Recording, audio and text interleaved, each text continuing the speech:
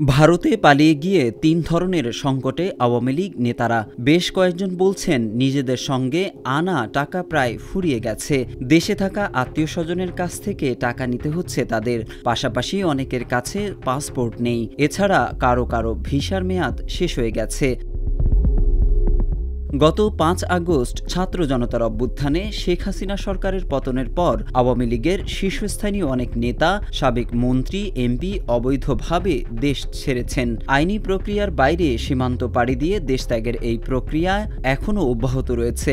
নেতারা অবৈধ পথে দেশ ছাড়ায় ইমিগ্রেশন বিভাগের নথিতে কারোরই দেশ ত্যাগের তথ্য পাওয়া যায়নি। আওয়ামী লীগ ছাড়াও সহযোগী ও ভ্রাতৃপ্রতিম সংগঠনের শীর্ষস্থানীয় নেতা এবং তাদের পাশাপাশি মধ্যম ও তৃণমূল পর্যায়ের অনেক নেতা দেশ ছেড়েছেন।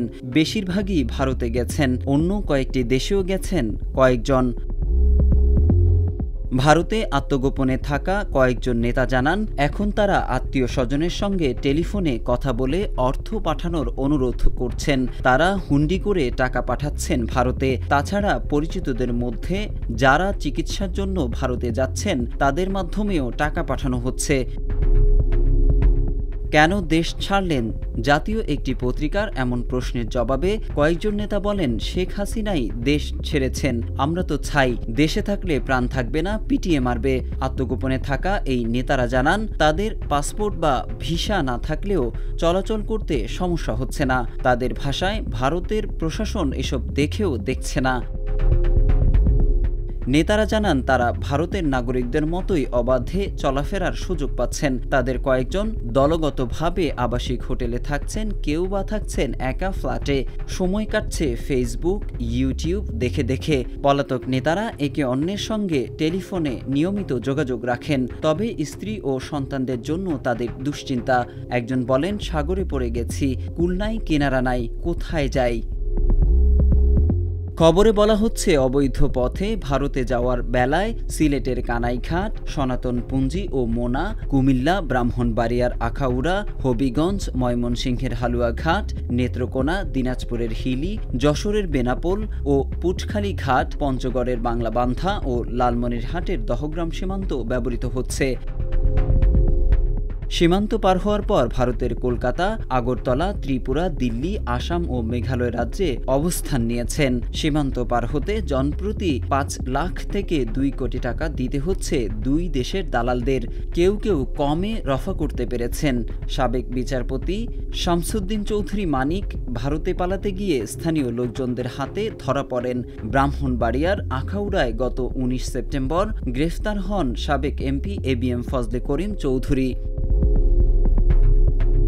খবরে বলা হচ্ছে, ভারতে পালিয়ে গেছেন শেখ হাসিনার চাচাতো ভাই সাবেক এমপি শেখ হিলাল উদ্দিন, তার ছেলে সাবেক এমপি শেখ শারহান নাসের তন্ময়, শেখ হিলাল উদ্দিনের ভাই সাবেক এমপি শেখ সালাহ উদ্দিন জুয়েল, শেখ হাসিনার ফুফাতো ভাই সাবেক এমপি আবুল হাসনাত আবদুল্লাহ এবং তার ছেলে বরিশালের সাবেক মেয়র সাদিক আবদুল্লাহ। এছাড়াও ভারতের বিভিন্ন জায়গায় প্রকাশ্যে দেখা গেছে সাবেক স্বরাষ্ট্রমন্ত্রী আসাদুজ্জামান খান কামাল, সাবেক স্থানীয় সরকার, পল্লী উন্নয়ন ও সমবায় মন্ত্রী তাজুল ইসলাম, সাবেক বস্ত্র ও পাটমন্ত্রী অ্যাডভোকেট জাহাঙ্গীর কবির নানক, সাবেক মৎস্য ও প্রাণী সম্পদ মন্ত্রী আব্দুর রহমান, সাবেক কৃষিমন্ত্রী ডক্টর আব্দুস শহীদ, সাবেক শিক্ষামন্ত্রী ব্যারিস্টার মহিবুল হাসান চৌধুরী নওফেল, সাবেক বিদ্যুৎ, জ্বালানি ও খনিজ সম্পদ প্রতিমন্ত্রী নসরুল হামিদ বিপু, রাজশাহীর মেয়র AHM খায়রুজ্জামান লিটন এবং কুমিল্লার সাবেক মেয়র তাহসিন বাহার সূচনাকে। আওয়ামী লীগের শীর্ষ নেতাদের মধ্যে অনেকে ভারতে অবস্থান করছেন। তাদের মধ্যে রয়েছেন দলের সভাপতিমণ্ডলীর ২ সদস্য মোফাজ্জল হোসেন চৌধুরী মায়া ও অ্যাডভোকেট কামরুল ইসলাম, ২ যুগ্ম সাধারণ সম্পাদক মাহবুবুল আলম হানিফ ও আফম বাহউদ্দিন নাসিম, ৪ সাংগঠনিক সম্পাদক BM মোজাম্মেল হক, মির্জা আজম ও শফিউল আলম চৌধুরী নাদেল, যুব মহিলা লীগের সাবেক সাধারণ সম্পাদক অপু উকিল সহ অনেকে। সাবেক এমপি শামীম ওসমান পরিবারও সপরিবারে ভারতে পালিয়েছেন। সাবেক এমপিদের মধ্যে তার পথ ধরে ভারতে পালিয়েছেন ফাহমি গোলন্দাজ বাবেল, নাহিম রাজ্জাক, নিজাম উদ্দিন হাজারি, শাহিন চাকলাদার সহ আরও বেশ কয়েকজন। এদিকে যুবলীগের চেয়ারম্যান শেখ ফজলে শামস পরশ সরকার পতনের দুদিন আগে কানাডা থেকে দেশে ফেরেন। গণ অভ্যুত্থানের পর তিনি ভারতে পালান।